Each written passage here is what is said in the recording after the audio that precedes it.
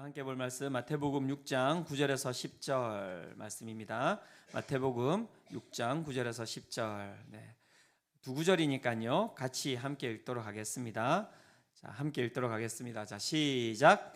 그러므로 너희는 이렇게 기도하라. 하늘에 계신 우리 아버지여, 이름이 거룩히 여김을 받으시오며 나라가 임하시오며 뜻이 하늘에서 이루어진 것 같이 땅에서도 이루어지이다.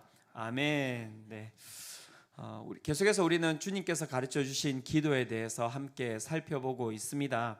제가 말씀을 묵상하면서 마음 가운데 하나님께서 주셨던 마음이 무엇이냐면 우리의 기도가 하나님의 기도가 되기를 원합니다.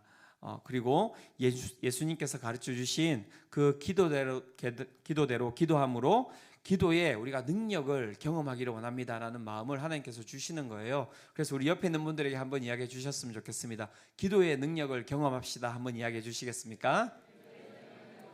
네, 우리가 주님께서 가르쳐 주신 그 기도대로 기도할 때 주님이 허락해 주시는 그 능력을 함께 맛보며 나갔으면 좋겠습니다.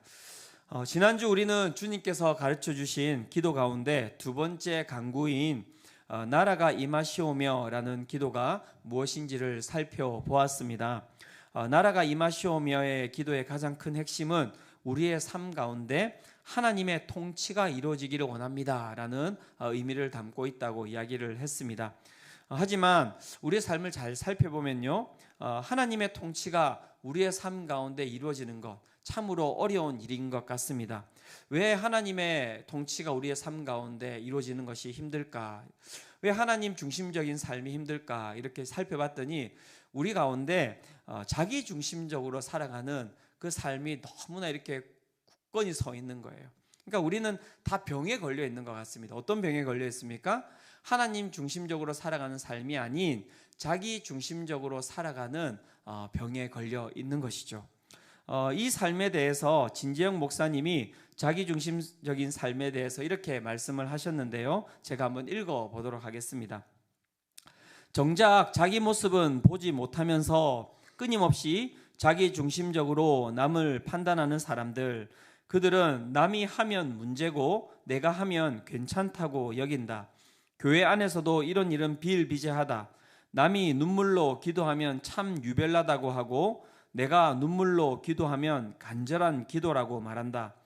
남이 주시옵소서 하면 기복신앙이라 하고 내가 하면 믿음이라고 한다. 남이 헌금을 적게 하는 것은 인색하기 때문이고 내가 헌금을 적게 하는 것은 과부의 엽전 두닙과 같다며 마음이 중요하다고 이야기한다. 남이 예배에 참석하지 않는 것은 신앙이 없기 때문이고 내가 예배에 참석하지 않는 것은 하나님이 어디나 계신다는 성숙한 신앙 때문이라고 한다. 남이 예배 시간에 5분 늦으면 5분만 일찍 출발하지라고 말하면서도 내가 늦으면 중요한 건 설교라고 말한다. 남이 넓은 집으로 이사하면 주님은 머리 둘 곳도 없으셨다고 하고 내가 넓은 집으로 이사하면 하나님이 내 지경을 넓히신 것이라고 말한다. 남이 예배 시간에 졸면 시험에 들지 않도록 기도해야 한다고 하고 내가 졸면 주님이 사랑하는 자에게 잠을 주시는 거라고 한다. 남에 대해서는 칼 같으면서도 자신에 대해서는 어찌 그리 관대한지 이 같은 자기 중심적 인간관계는 결코 원만할 수도 화목할 수도 없다. 이제 우리의 삶이 어떻습니까? 제가 이 글을 쭉 읽는데 제가 이 글을 읽으면서 정말 저하고 똑같다 생각이 들어요.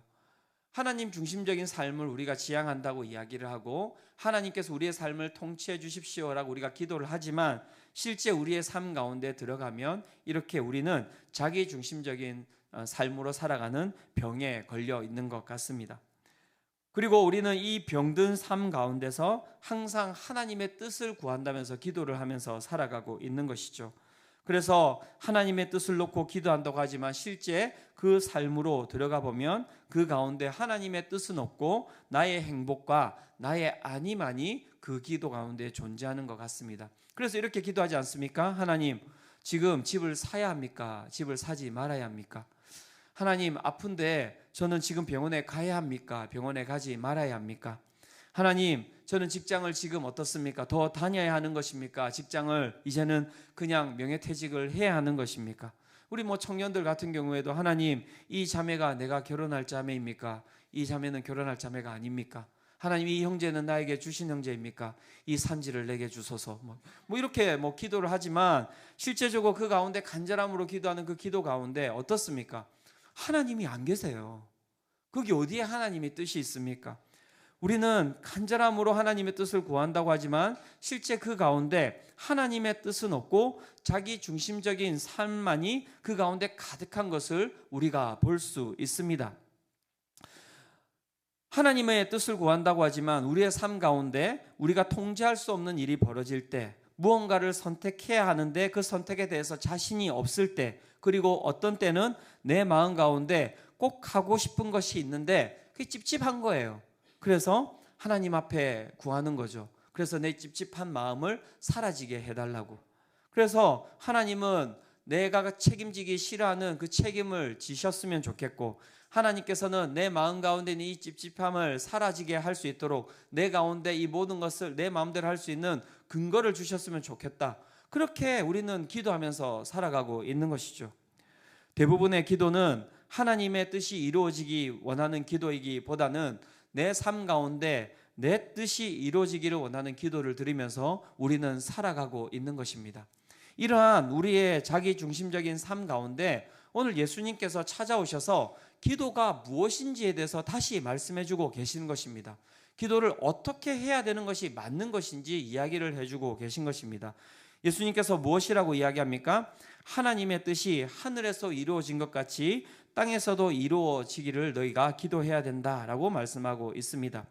이게 너무나 긴데요. 짧게 이야기하면 딱 이렇습니다. 하나님의 뜻이 나를 통하여서 이 땅에 이루어지도록 너희가 기도해야 된다라고 하나님께서 말씀해 주신 것입니다. 그렇다면 여기에서 하나님의 뜻은 무엇입니까? 우리가 먼저 하나님의 뜻을 살펴볼 필요가 있는데요.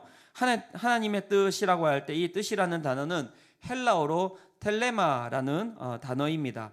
이 가운데 있는 뜻은 바라다, 그 다음에 의도하다, 그 다음에 기뻐하다라는 뜻을 가지고 있습니다. 즉 하나님의 뜻이라고 할 때 이것은 어떤 의미냐면 하나님의 바람, 그 다음에 하나님의 의도, 그 다음에 하나님의 기쁨, 이것을 갖다가 우리는 하나님의 뜻이라고 이야기를 하고 있는 것입니다. 이 하나님의 바람과 하나님의 의도와 그 다음에 하나님의 기쁨이라고 하는 이 하나님의 뜻은 어디에 있습니까? 가장 뚜렷하게 나와 있는 것이 어디냐면 성경에 이 하나님의 뜻이 무엇인지 명확하게 이야기를 하고 있습니다. 그 하나님의 뜻, 첫 번째 뜻은 무엇이냐면 요한복음 6장 38절과 40절이 이야기를 하고 있는데요. 그 하나님의 뜻을 가장 정확하게 아셨던 예수님께서 이렇게 하나님의 뜻이 무엇인지를 말씀하셨습니다. 같이 한번 읽어보도록 하겠습니다. 자, 시작. 내가 하늘에서 내려온 것은 내 뜻을 행하려 함이 아니요 나를 보내신 이의 뜻을 행하려 함이니라. 나를 보내신 이의 뜻은 내게 주신 자 중에 내가 하나도 잃어버리지 아니하고 마지막 날에 다시 살리는 이것이니라. 내 아버지의 뜻은 아들을 보고 믿는 자마다 영생을 얻는 이것이니 마지막 날에 내가 이를 다시 살리리라 하시니라. 아멘. 자, 예수님께서 하나님의 뜻이 무엇이라고 말씀하고 계십니까? 나를 보내신 이의 뜻은 내게 주신 자 중에 내가 하나도 잃어버리지 아니하고 마지막 날에 다시 그들을 살리는 것이다 라고 이야기를 하고 계시고요. 내 아버지의 뜻은 아들을 보고 믿는 자마다 영생을 얻는 것이다 라고 말씀하고 있습니다. 즉 아버지의 뜻은 무엇입니까? 하나님의 뜻은 무엇인가 라고 이야기할 때 하나님의 뜻은 이 세상을 구원하는 것입니다. 이 세상 가운데 죽어가는 영혼을 구원하는 것, 그것이 하나님의 바람이자 하나님의 의도이자 하나님의 기쁨이자 하나님의 뜻이라고 성경이 딱 명확하게 이야기를 하고 있는 거예요. 김세현 교수님이 이제 주기도문에서 제가 지난주에 이야기했지만 이 땅을 살아가는 모든 인간이 어떤 상태라고 이야기했습니까? 대지로부터 뿌리 뽑힌 한 그루의 나무와 같다라고 이야기를 했죠. 제가 다시 한 번 더 읽어드린다면 이렇게 이제 이야기를 하셨습니다. 대지로부터 뿌리 뽑힌 한 그루의 나무는 아직은 나무 자체에 남은 수분 때문에 푸른 것 같지만 사실은 죽음을 향해 가는 나무일 뿐입니다. 잎이 마르고 가지가 시들고 죽어갈 수밖에 없습니다. 그 나무는 죽음의 권세 아래 놓이게 된 것입니다. 생명의 근원에서 분리되어 죽음의 권세 아래 놓여 있습니다. 그러므로 이 나무는 죽었다고 할 수 있습니다. 죽음이라는 병에 걸린 것입니다. 이 땅의 모든 인생이 죽음이라는 병에 걸려서 살아가고 있는 것입니다.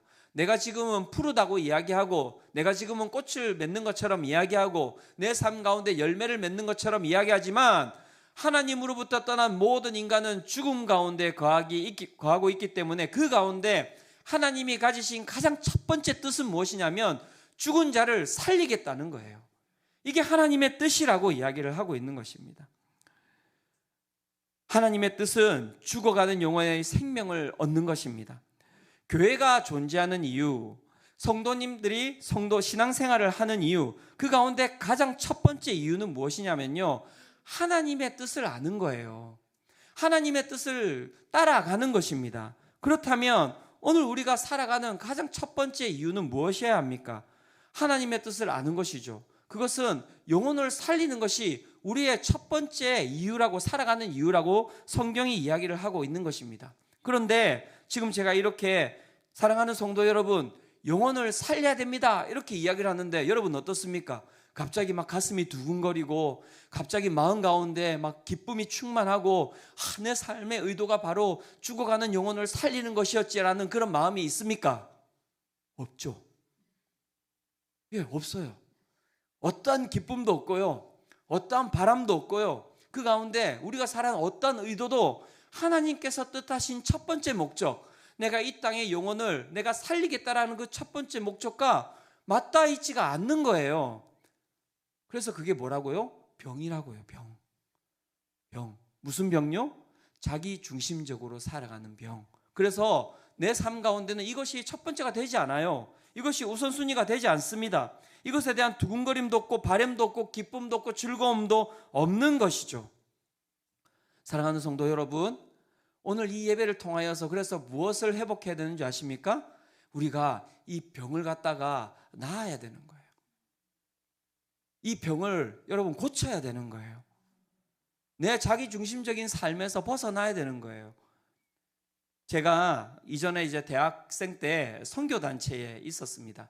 그 선교단체가 되게 정말 부흥할 때 제가 있었어요. 정말 캠퍼스에서 나가면은 막 이렇게 전도하고 매번마다 매달마다 가서 전도하고 앞에서 찬양 인도하고 막 그렇게 이제 지냈었거든요. 정말 너무너무 그 가운데 은혜가 많았고 많은 사람들이 그 가운데 돌아오는 정말 그런 많은 일들을 제가 맛봤었는데요. 이번에 이제 그 선교단체를 이제 그만둔 이제 간사님하고 제가 식사를 하게 된 거예요. 그런데 이제 간사님이 막 이래저래 이야기하면서 뭐라고 이야기하냐면 이제 선교단체가 망했대요. 완전 망했대요. 쫄딱 망했대요. 왜 그렇게 망했냐고 물어봤더니 서울 전체에서 이 선교단체에 들어오는 신입생이 뭐 20명도 안 된대요. 20명도 안 된대요.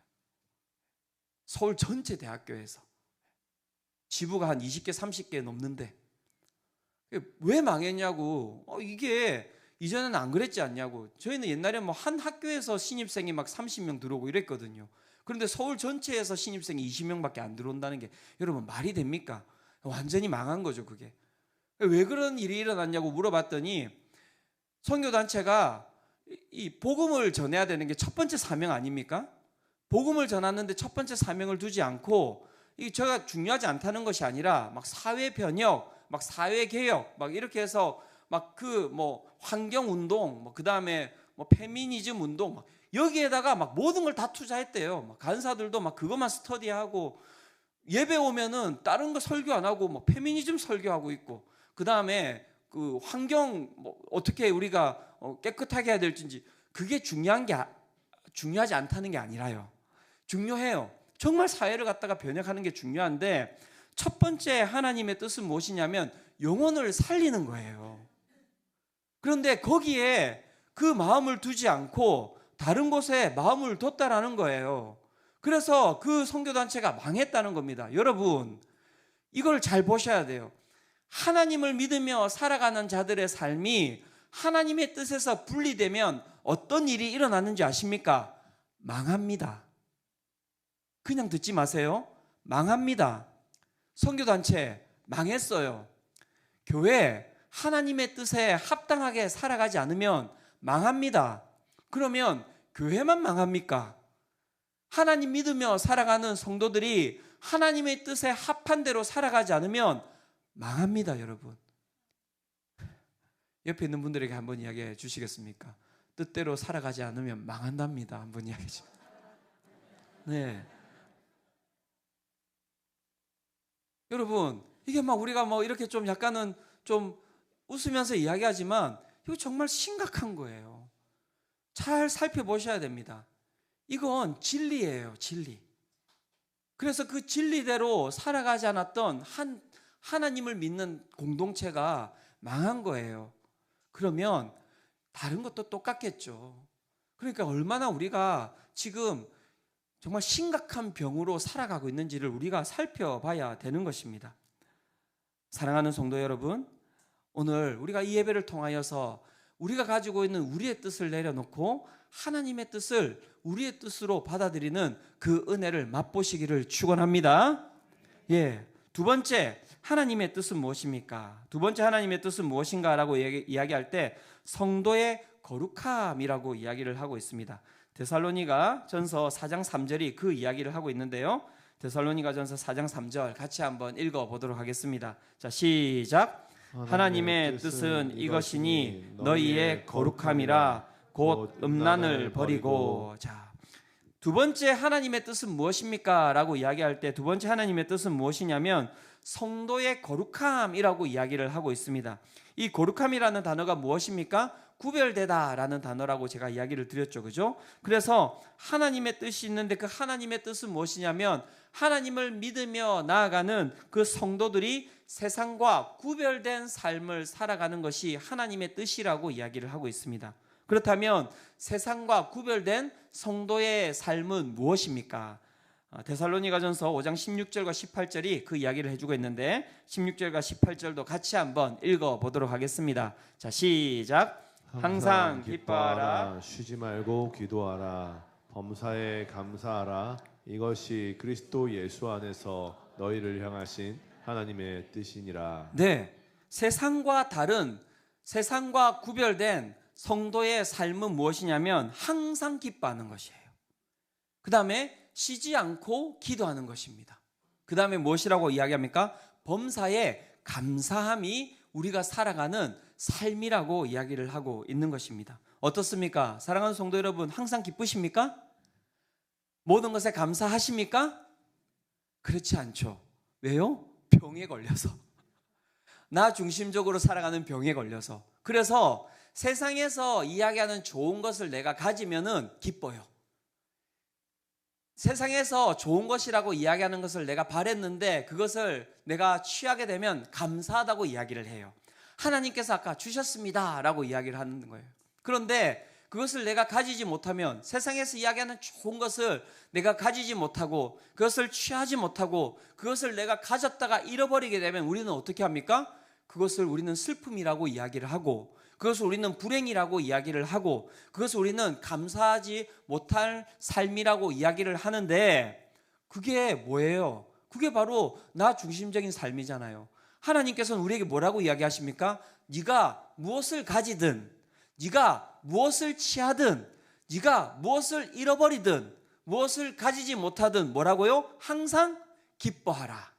쉬지 말고 기도하라. 범사에 뭐라고요? 감사하라라고 말씀하고 있는 거예요. 그렇다면 그 기쁨과 그 감사의 근원이 어디로부터 오는 것입니까? 앞에서 이야기했던 자기 중심적인 삶이라고 하는 것은 그 기쁨과 감사의 근원이 세상에서 이야기하는 좋은 곳에서 온 거예요. 아시겠죠? 그런데 신앙인의 기쁨과 감사는 어디로부터 오는 것이냐면 오로지 하나님으로부터만 오는 거예요. 그런데 우리가 그 기쁨을 누리고 있습니까? 그 감사를 누리고 있습니까? 막 모든 것들이 내가 소실되고 내가 정말 상실되고 내가 잃어버리고 있는데, 여러분 막 어디서부터 오는지 모르는 그 감사가 갑자기 막 마음에서 막 흘러 넘쳐서 죽겠네, 이렇게 감사하면 안 되는데, 막 기쁨이 흘러넘쳐가지고 이렇게 기쁘면 안 되는데, 이런 삶을 살아보셨습니까? 미친 것 같죠, 그죠? 그거는 약간은 좀, 그런 삶을 여러분 살아보셨습니까? 누가 이렇게 막 지나가다가 이렇게 텃밭이 이뻐서 이렇게 믿지 않는 분이 지나가시다 갑자기 툭 들어왔어요. 여기는 뭐 하는 데입니까? 여기는 교회입니다. 탁 들어왔는데 사람들이 다 방긋방긋 웃고 있는 거예요. 지금 이 표정 말고요. 저를 잡아먹으시려는 이 표정 말고요. 막 사람들이 다 방긋방긋 웃고 있는 거예요. 그래서 막 물어보는 거예요. 왜 이렇게 많은 사람들이 이렇게 다 웃고만 계세요? 왜 이렇게 기뻐하고 계세요? 왜 이렇게 뭔가 감사하는 마음들이 이렇게 막 많이 나눠지고 있죠? 저희는 하나님 때문에 기뻐하고 있고요. 하나님 때문에 감사하고 있습니다. 하나님 믿으시겠어요? 그게 하나님 믿으시겠어요잖아요. 우리가 세상의 것에 기뻐하고 세상의 것에 감사하면서 누가 와가지고 왜 기뻐하세요? 왜 감사하세요? 이렇게 이야기하면 뭐라고 이야기합니까? 세상을 믿으세요라고 이야기해야 되는 것이죠. 그러니까 완전히 근원이 다른 거예요. 완전히 근원이 다른 거예요. 그런데 우리가 병에 걸려서 그 기쁨의 관이, 그 감사의 관이 다 막혀 있는 것 아닙니까? 오늘 예배 가운데 그 모든 관들이 뻥 뚫리는 역사가 일어나시기를 축원합니다. 그게 교회예요. 그게 교회인 거예요. 그래서 교회 오면 막 기쁨이 가득한 거예요. 교회 오면 감사가 가득한 거예요. 그리고 그것은 인간으로서는 절대 나오지 않는, 그것은 교회의 신비입니다. 사랑하는 성도 여러분, 하나님의 임재 가운데 있는 신비입니다. 제가 그래서 기도해요. 하나님, 제가 우리 성도들의 기쁨을 막는 장애물이 되지 않게 하여 주시옵소서. 내가 하나님 정말 우리 성도들의 감사를 막는 장애물이 되지 않게 하여 주시옵소서. 우리 부부 여러분들 같이 기도하셔야 돼요. 내가 아내의 기쁨을 막는 장애물 되지 않게 하여 주시고, 내가 아내의 감사함을 막는 장애물이 되지 않게 하여 주시옵소서. 우리 남편분들 회개하시기를 축원합니다. 아닙니까? 네. 죄송합니다. 아내한테 그럼 물어보겠습니다. 우리 사랑하는 아내 여러분, 남편의 감사와 기쁨을 막는 장애물에서 벗어나시기를 축원합니다. 확실히 감사합니다. 네, 우리가 그렇게 살아가는 것이 신앙이라고 하나님께서 이야기를 하고 있는 것입니다. 요한복음 10장 10절에 무엇이라고 말씀하고 있습니까? 요한복음 10장 10절 같이 한번 읽어보도록 하겠습니다. 자, 시작. 도둑이 오는 것은 도둑질하고 죽이고 멸망시키려는 것뿐이요, 내가 온 것은 양으로 생명을 얻게 하고 더 풍성히 얻게 하려는 것이라. 예수님께서 오신 가장 유일한 이유는 무엇이냐면 생명을 얻게 하고, 그리고 그 생명을 얻은 사람들이 더 풍성한 은혜를, 더 풍성함을 얻게 하기 위해서 이곳에 오셨다는 것입니다. 하나님의 뜻은 다른 거 없습니다. 하나님의 뜻은 딱 여기에 딱 고정되어 있습니다. 그래서 너무 쉽지 않습니까? 이제는 우리가 하나님의 뜻을 알았으니 우리의 뜻을 이제는 내어 던지고 그 하나님의 뜻에 우리의 시선을 맞추며 살아가면 되는 거예요. 그게 신앙입니다. 그런데 이제 별개의 문제가 있죠. 항상 우리 가운데는 또 다른 하나님의 뜻에 대한 궁금함들이 있잖아요. 그죠? 하나님, 이사는 언제 가야 될까요? 이번 주에 가는 것이 맞습니까? 다음 주에 가는 것이 맞습니까? 하나님, 소는 어떻게 키워야 할까요? 하나님, 결혼은 언제 하는 것이 맞습니까? 지금 하는 것이 맞습니까? 아니면 내년에 하는 것이 맞습니까? 하나님, 저는 그냥 혼자 살까요? 하나님, 애는 몇 명을 낳아야 됩니까? 한 명을 낳아야 됩니까? 두 명을 낳아야 됩니까? 항상 우리는 이걸 가지고 하나님의 뜻을 구하면서 살아가시잖아요. 오늘도 이게 궁금한 거 아닙니까? 결국에는 지금. 그런데 여기에는 하나님의 뜻이 아까도 이야기했지만 그렇게 크게 이렇게 작동하지 않습니다. 저희 아들이 와가지고, 아빠, 제가 진짜 게임을 하는데 이게 너무너무 중요한 게임인데요. 그다음에 제가 이 게임에 지금 돈을 투자해가지고 이 아이템을 사야 되는데 아빠 돈을 좀 주실 수 있겠어요? 그리고 이야기하면서 또 이렇게 게임을 해야 되는데 제가 이걸 갖다가 해야 될지 말아야 될지 잘 모르겠는데 어떻게 하면 좋을까요? 아무 상관이 없는 거예요. 저의 마음은 어떤 것밖에 없습니까? 게임을 네가 안 했으면 좋겠다, 이 마음밖에 없는 거죠. 큰 뜻은 그냥 게임을 안 하는 거예요. 게임을 잘하는 것도 아니고 못하는 것도 아니고 거기에 별 문제는 없어요. 상관없어요. 그리고 어떻게 해요? 그렇게 자기 멋대로 살아가다 보면 나중에 심판받기도 하고 그런 거잖아요. 알아서 맞고 그 다음에 가야 될 것이라고 생각하면 열어주기도 하고, 그러니까 아이가 무엇을 먹을까, 무엇을 마실까, 무엇을 입을까 이렇게 고민하는 자녀들 봤습니까? 집에 가가지고 어머니 오늘 제가 무엇을 먹을까에 대한 너무 많은 고민이 됩니다. 그런 자녀가 있나요? 없잖아요. 그냥 그것은 주는 대로 받는 거예요. 주는 대로 받는 거예요. 그러니까 그건 그냥 하나님께서 주는 대로 받는 거예요, 우리가. 그리고 우리는 하나님의 그 큰 뜻, 정말 선하신 그 큰 뜻을 가지고 살아갈 때 우리의 삶 가운데 형통함이 있는 거예요. 믿으십니까? 예, 하나님께서 다 막으셔가지고 제가 딱 여기 있는 거 아닙니까, 지금? 제가 목회도 잘하지만, 물론.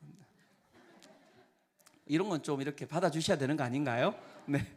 제가, 여러분, 정말, 노래도 잘하거든요, 제가.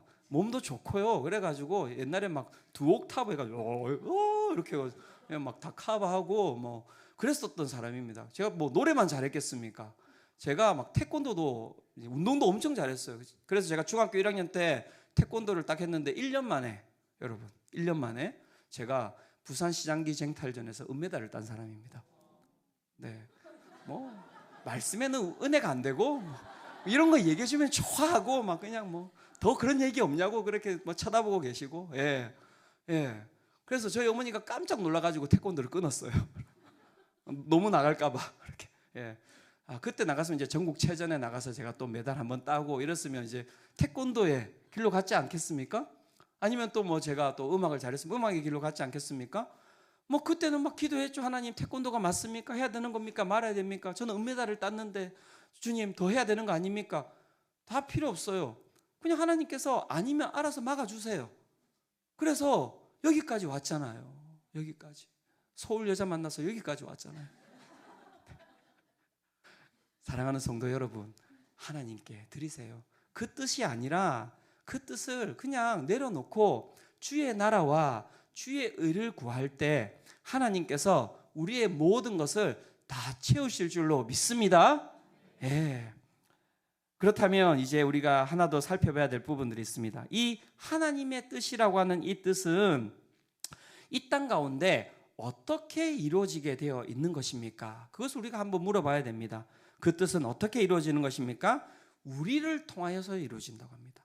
하나님의 뜻이 누구를 통하여서? 나를 통하여서, 우리를 통하여서 이 땅 가운데 이루어진다고 예수님께서 이야기를 하고 있습니다. 이 땅 가운데서 하나님의 뜻이 이루어지는 방법, 그것은 하나님께서 우리를 동력자로 쓰신다고 이야기를 하고 있는 것이죠. 마태복음 18장 18절이 그 이야기를 하고 있습니다. 같이 한번 읽어보도록 하겠습니다. 자, 시작.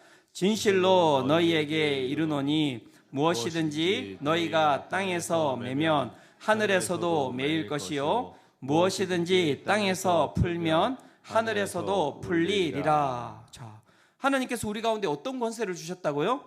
땅에서 묶으면은 하늘에서도 내가 묶을 것이고, 땅에서도 네가 풀어놓으면 내가 하늘에서도 풀어놓겠다.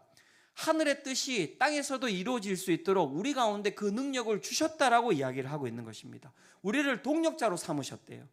고린도전서 3장 6절도 그 이야기를 하고 있습니다. 고린도전서 3장 6절 같이 읽어보겠습니다. 자, 시작. 나는 심었고 아볼로는 물을 주었으되 오직 하나님께서 자라나게 하셨나니. 자, 하나님께서 심으셔도 돼요. 하나님께서 물을 주셔도 됩니다. 그런데 하나님께서 어떻게 하셨다고요? 바울에게는 심는 은사를 주셨고 아볼로에게는 물을 주는 은사를 주셔가지고 그 가운데 함께 동력함으로 한 영혼이 자라나도록 만들어 놓으셨다라고 이야기를 하고 있는 것이죠. 우리는 하나님의 동력자입니다. 하나님의 동력자로 그럼 살아간다는 것은 어떤 것입니까? 첫 번째로 그것은 하나님의 마음을 알고 하나님을 기뻐하는 거예요. 잠언 23장 26절인데요. 이 부분도 같이 한번 읽겠습니다. 자, 시작. 내 아들아, 내 마음을 내게 주며 내 눈으로 내 길을 즐거워할지어다. 예, 하나님께서 우리 가운데 무엇을 달라고 하십니까? 너의 마음을 달라고 하지 않습니까? 우리의 마음을 드리는 거예요. 그래서 내가 기뻐하는 것, 내가 즐거워하는 것, 내가 바라는 것, 내가 의도하는 것들보다 하나님이 의도하시는 것, 하나님이 바라시는 것, 하나님이 기뻐하시는 것을 더 더 많이 생각하는 거예요. 더 많이 생각하는 거예요. 제가 뭐 생각하면서 살아가고 있겠습니까? 딴 생각할 사이가 없어요. 틈이 없어요. 월요일부터 막 진짜 딴 생각할 틈이 없습니다. 그냥 무조건 성경 봐야 되고요. 잠시라도 놓치면 망해요. 하나님 생각할 것밖에 없어요. 하나님이 어떤 마음이신지, 하나님이 어떤 것을 소망하시는 것인지, 하나님이 오늘은 어떤 말씀을 하시고자 하시는지 그것만 생각하면서 살아가고 있거든요. 하나님께서 저를 동력자로 삼으셔서 저의 삶을 통하여서 하나님의 뜻이 이곳 가운데 이루어지리라고 저는 믿습니다. 예, 우리의 마음을 하나님께 드리는 거예요. 하나님의 마음을 생각하는 거예요. 하나님께서 오늘 무엇을 기뻐하실까? 아침에 딱 일어났을 때 하나님께서 무엇을 즐거워하실까? 하나님께서 무엇을 기뻐하실까? 하나님께서 무엇을 바라고 계실까? 아, 큐티구나. 아, 90일 성경 통독이구나. 예, 막 읽는 거예요. 그렇죠? 딱 일어났는데 어제 남편과 아내가 싸웠어요. 딱 일어났는데 하나님의 뜻이 무엇이겠습니까? 한 대 때려라. 뭐 이런 것은 아닐 거 아니에요. 딱 일어났을 때 딱 보면서 그래 안아줘라. 그렇죠? 딱 안아주면 또 이렇게 딱 손을 뿌리쳐도 한 번 더 안아주고 뿌리쳐도 또 안아주고 70번 7번씩 70번 이렇게 해서 그죠? 490번 이렇게 안아주는 거. 하나님의 화평함이 있는 거예요. 오늘 내가 직장 가운데 아주 어려움들이 생기고 누군가 나를 갖다가 모함하고 누군가 나를 갖다가 그냥 깔아내리려고 할 때 똑같은 방법으로 나가야 됩니까? 아니에요. 나는 정도를 걸으면서 나가는 거예요. 중요한 건 하나님의 뜻을 가지고 나가는 자를 하나님께서 반드시 지키십니다. 믿으십니까? 두 번째, 하나님의 뜻을 이뤄가는 동력자의 삶은 무엇입니까? 그것은 하나님의 뜻을 위해 나의 뜻을 꺾는 것을 이야기합니다. 하나님의 뜻을 위해 나의 뜻을 꺾는 것, 그것이 바로 동력자로의 삶이라고 할 수 있습니다. 그 동력자의 삶의 모범을 가장 잘 보이신 분이 누구십니까? 바로 예수 그리스도이십니다. 누가복음 22장 42절이 그 기도를 보여주고 있습니다. 같이 한번 읽어보도록 하겠습니다. 자, 시작. 이르시되 아버지여, 하나님 아버지의 뜻이거든 이 잔을 내게서 옮기시옵소서. 그러나 내 원대로 마시옵고 아버지의 원대로 되기를 원하나이다. 네, 예수님께서 자신의 그 뜻을 갖다가 꺾지 아니하고 자신의 뜻대로 나가셨다면 여러분, 우리는 여기에 앉아 있을 수가 없습니다. 하나님의 뜻을 갖다가 받아들이기 위해서 우리가 해야 되는 것은 무엇이냐면 내 가운데 있는 나의 뜻을 갖다가 꺾어내는 것입니다. 왜 꺾어내겠습니까? 왜냐하면 하나님의 뜻이 가장 선한 것이기 때문에 그래요. 가장 좋은 것이기 때문에 그렇습니다.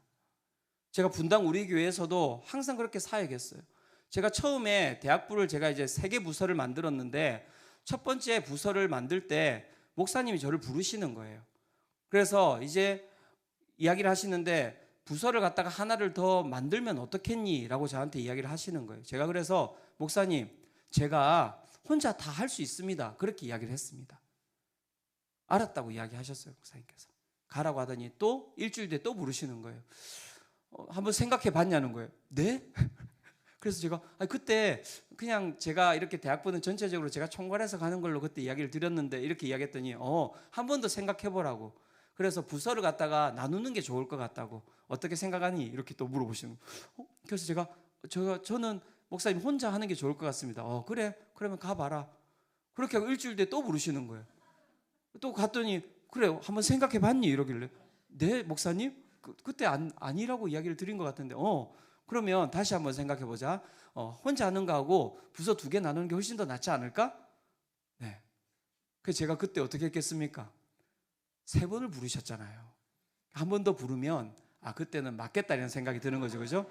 네, 그때는 바로 받아야 됩니다. 그러면 제 마음에 부딪힘이 있지만 목사님 그러면 부서를 갖다가 대학 1부하고 대학 2부로 이렇게 2개로 나누도록 그렇게 하겠습니다라고 했거든요. 안 나눴으면 큰일 날 뻔했어요. 네. 그러니까 정말 그 이후부터 저는 이찬수 목사님이 하시는 말씀을 제가 그냥 다 순종하면서 따라갔던 것 같아요. 목사님 이번에 가을 특세 떡을 몇 개 하면 좋을까요? 제가 보기에는 한 3,000개 하면 좋을 것 같은데 아니다 5,000개 해라. 목사님 제가 지난번 봤을 때 한 3,000개면 딱 맞습니다. 아닌데 5,000개인데 3,000개 이번에 한번 그럼 3,500개로 해보겠습니다. 그래가지고 제가 망했잖아요.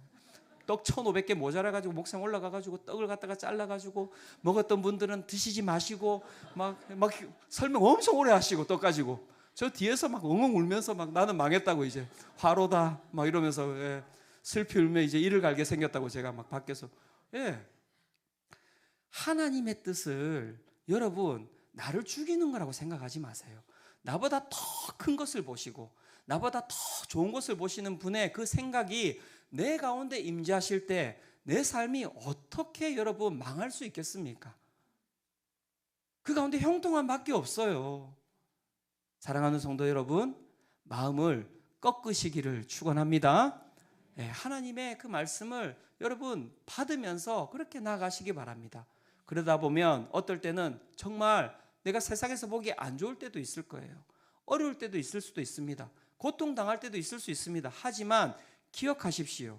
우리는 완전하지 않지만 하나님은 완전하시기 때문에 그분이 말씀하신 것을 반드시 이루실 줄로 믿습니다. 우리의 가능성을 가지고 살아가는 것이 아니라 하나님의 가능성을 가지고 살아가는 것이 곧 신앙입니다. 십자가는 인간의 가능성이 다 사라졌던 공간이었습니다. 하지만 그 공간에 하나님의 가능성은 살아있었던 공간, 그것이 바로 십자가라고 할 수 있는 것입니다. 사랑하는 성도 여러분, 우리가 그 믿음을 가지고 나아가기를 원합니다. 갈라디아서 6장 9절 7절과 에서 10절은 이렇게 이야기합니다. 스스로 속이지 말라. 하나님은 업신여김을 받지 아니하시나니 사람이 무엇으로 심든지 그대로 거두리라. 자기의 육체를 위하여 심는 자는 육체로부터 썩어질 것을 거두고 성령을 위하여 심는 자는 성령으로부터 영생을 거두리라. 우리가 선을 행하되 기억하십시오. 낙심하지 말지니 포기하지 아니하면 때가 이름에 거두리라. 아멘. 여러분, 오늘도 내 가족의 신앙을 놓고 간절한 마음으로 기도하시는 분들 계십니까? 때가 이르면 반드시 거둘 줄로 믿습니다. 낙심하지 마세요. 오늘도 내 직장과 내 가정과 오늘도 정말 내가 아닌 다른 사람의 그 정말 풍성한 삶을 위하여서 기도하는 분들이 계십니까? 여러분, 놓지 말고 담대함으로 기도하며 나가시기를 바랍니다. 하나님께서 여러분들의 삶을 통하여서 반드시 여러분들의 기도 가운데 생명이 싹트도록 그렇게 함께 하시리라고 저는 믿습니다.